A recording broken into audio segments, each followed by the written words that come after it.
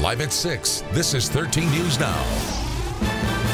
Off the top at 6, a live look at downtown Norfolk. This short stretch of sunny weather is about to end. Another round of wet weather is on the way, and it will impact your weekend. The question now, will it be a wet weekend washout? Let's check it now with Jeff.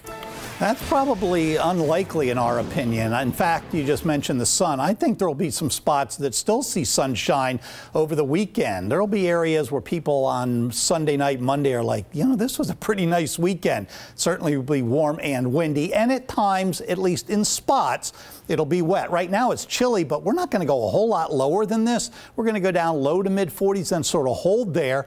And then tomorrow, especially the last hour or two before sunrise and during the first few hours of the morning, we're going to start to climb pretty quickly. So let's talk about the weekend outlook. Not a weekend washout. There's no doubt about that, at least for most areas. Rain gear will be needed, though, from time to time. So make sure you carry it.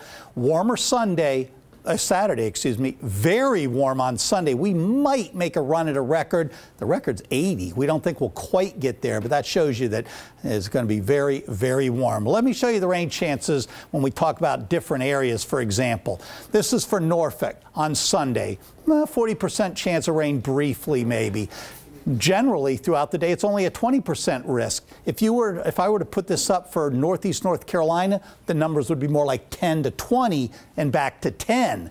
Now look at the numbers when we go instead off to the north and west. For example, Williamsburg, 50, 60, 70%. So some higher odds the farther north and west you go, the lower odds Sunday, south and east. And Saturday's not a whole lot different either. Quite different from north to south. We'll have a lot more on this and a wet extended forecast as well coming up. All right, Jeff, thanks so much. If you are among the thousands who downloaded the 13 News Now free app, you can track this weekend's weather along with Jeff. If you don't have it, well, download it today for your Apple and Android device.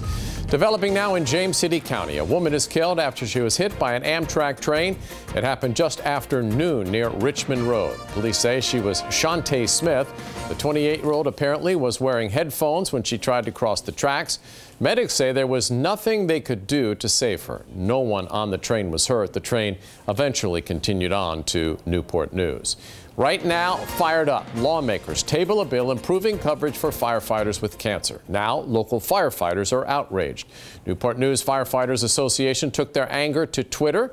Their blistering response right here, quote, "Thanks for nothing, Senate. We protect everyone and anyone in the state without bias, yet you turn your backs on us time and time again," end quote.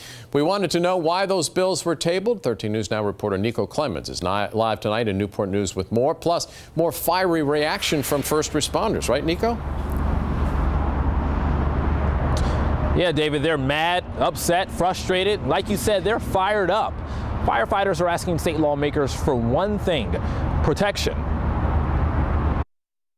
To see what they did really hit us hard. It's a huge blow for firefighters across Virginia, including here in Hampton Roads. It's so frustrating. A House subcommittee tabled a bill that would allow certain cancers to be covered by workmen's compensation for firefighters. The bill, 1245, adds cancers of the colon, brain, or testes to the list of cancers that would be covered when firefighters develop the cancer. It hurt this year because we had promises from the politicians up there that it was going to be a bipartisan support and we were going to get it passed. Donnie Lewis is the president of the Newport News Firefighters Association. He believes lawmakers are putting politics before the health and well-being of firefighters everywhere. We continue to come to fires.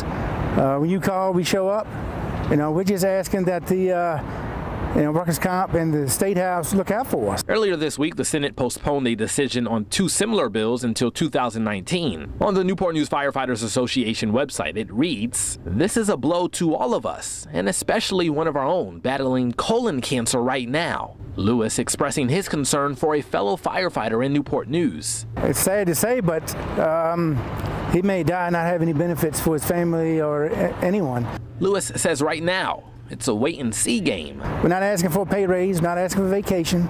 We're just asking for a benefit to help our members and their families, after, such a bad illness happens.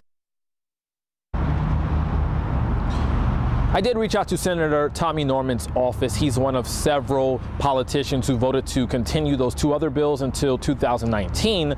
I have not heard back from anyone. Lewis is urging everyone to call their local politicians and put pressure on lawmakers in Richmond to pass this legislation. Live in Newport News, I'm Nico Clemens, 13 News Now.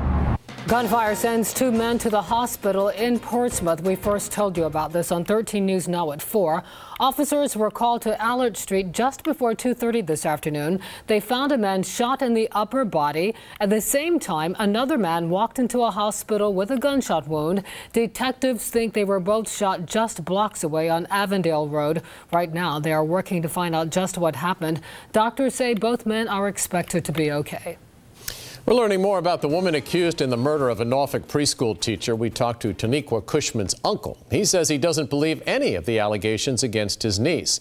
He lives in Las Vegas, so says he knows the 22-year-old was raised on better family values. Cushman is accused of conspiring to kill a man she was romantically linked to, but things didn't go as planned, allegedly. Instead, 50-year-old Caroline Hendricks ended up shot and killed.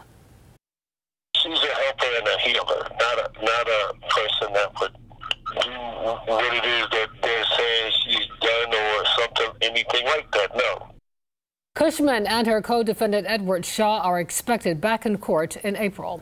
A popular Virginia Beach convenience store targeted by scammers. We're talking about the Red Barn gas station in Pungo. Police found a skimming device attached to a gas pump there. And tonight they're warning anyone who bought gas from the small shop. 13 News Now reporter Megan Puryear joins us with ways to protect yourself. David, Regina, these devices are hidden waiting for you to enter your card. When you do, that skimmer will collect and store the information from the card's magnetic strip. On some newer models, thieves don't even need to come back to pick up that data. Some skimmers can transmit it over a mile away using Bluetooth. And once the thieves have that information, they can use it to make fraudulent charges on your card.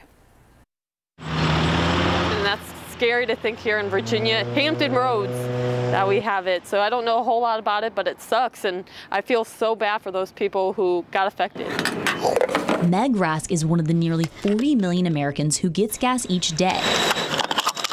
And skimmers scare her. That's terrible. That's my money I saved. I mean, you're taking people's life savings, their money they're using for something. I mean, that just upsets me. Melanie Moreno believes she might have been a victim of the skimmer at the Red Barn pump. Mine immediately went to Amazon, and they were buying large items, and we were actually notified by our Chase Marriott, and we didn't even realize it was happening. It was happening so quick. According to Virginia Beach Police, someone installed the skimmer on a gas pump between January 1st and February 6th. A customer notified Red Barn owners, who then contacted police. My kids had warned me about it. I have older kids. I don't really know what to look for. Virginia Beach Police say you might be able to detect a skimmer if it's a different color, shape, or if it wiggles when you insert the card. But the credit card company, because it's taking 30 to 45 days to get some of the charges, because they were iPhones and iPads. And Rask says it's all in the response. I feel like a lot of banks may or may not act immediately. I mean, I would hope so, because by the time we call them and they don't have like our information, I mean, they could be taking away more money from us. Virginia Beach Police say you should be always on the safe side. Monitoring transactions, choosing credit over debit, and even going inside to pay are the best tips they have. You can never be too careful. In studio, Megan Puryear, 13 News Now.